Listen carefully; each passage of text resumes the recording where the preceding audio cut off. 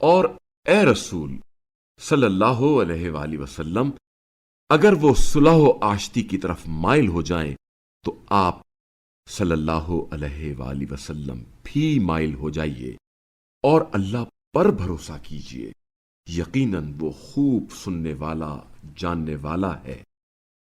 اور اگر وہ آپ صلی اللہ علیہ وآلہ وسلم کو دھوکہ دینا چاہیں تو آپ صلی اللہ علیہ وآلہ وسلم کے لیے یقیناً اللہ کافی ہے۔ وہی تو ہے جس نے اپنی نصرت اور مومنین کے ذریعے آپ صلی اللہ علیہ وآلہ وسلم کو قوت بخشی ہے، اور اللہ نے ان کے دلوں میں الفت پیدا کی ہے۔ اگر آپ صلی اللہ علیہ وآلہ وسلم روئے زمین کی ساری دولت خرچ کرتے تو بھی ان کے دلوں میں الفت پیدا نہیں کر سکتے تھے، لیکن اللہ نے ان کے دلوں کو جوڑ دیا۔ یقیناً اللہ بڑا غالب آنے والا حکمت والا ہے۔ اے نبی، آپ صلی اللہ علیہ وآلہ وسلم کے لیے اور آپ صلی اللہ علیہ وآلہ وسلم کی اتباع کرنے والے مومنین کے لیے اللہ کافی ہے۔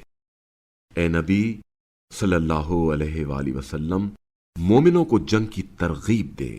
اگر تم میں 20 صابر جنگجو ہوں تو وہ 200 کافروں پر غالب آ جائیں گے، اور اگر تم میں 100 افراد ہوں تو وہ 1000 کافروں پر غالب آ جائیں گے، کیونکہ وہ ایسے لوگ ہیں جو سمجھتے نہیں ہیں۔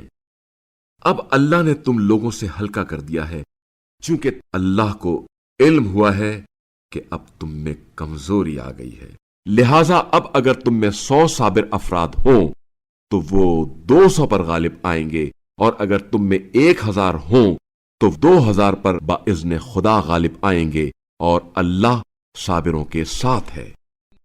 یہ کسی نبی کے شایان نہیں ہے کہ زمین میں دشمن کو کچل دینے سے پہلے اس کے پاس قیدی ہوں۔ تم لوگ دنیاوی مفاد چاہتے ہو، جبکہ اللہ تمہارے لیے آخرت چاہتا ہے۔ یقیناً اللہ بڑا غالب آنے والا حکمت والا ہے۔ اگر اللہ کی طرف سے ایک بات لکھی نہ جا چکی ہوتی تو جو کچھ تم نے لیا ہے اس کی تمہیں بڑی سزا ہو جاتی۔ بہرحال اب تم نے جو مال حاصل کیا ہے اسے حلال اور پاکیزہ طور پر کھاؤ، اور اللہ سے ڈرتے رہو، یقیناً اللہ بڑا بخشنے والا رحم کرنے والا ہے۔ اے نبی صلی اللہ علیہ وآلہ وسلم، جو قیدی تمہارے قبضے میں ہیں ان سے کہہ دیں کہ اگر اللہ کو علم ہوا کہ تمہارے دلوں میں کوئی اچھائی ہے تو جو تم سے فدیے میں لیا گیا ہے وہ تمہیں اس سے بہتر عطا کرے گا اور تمہیں معاف کرے گا، اور اللہ بڑا بخشنے والا رحم کرنے والا ہے۔ اور اگر یہ لوگ آپ صلی اللہ علیہ وآلہ وسلم سے خیانت کرنا چاہیں تو اس سے پہلے وہ اللہ کے ساتھ خیانت کر چکے ہیں۔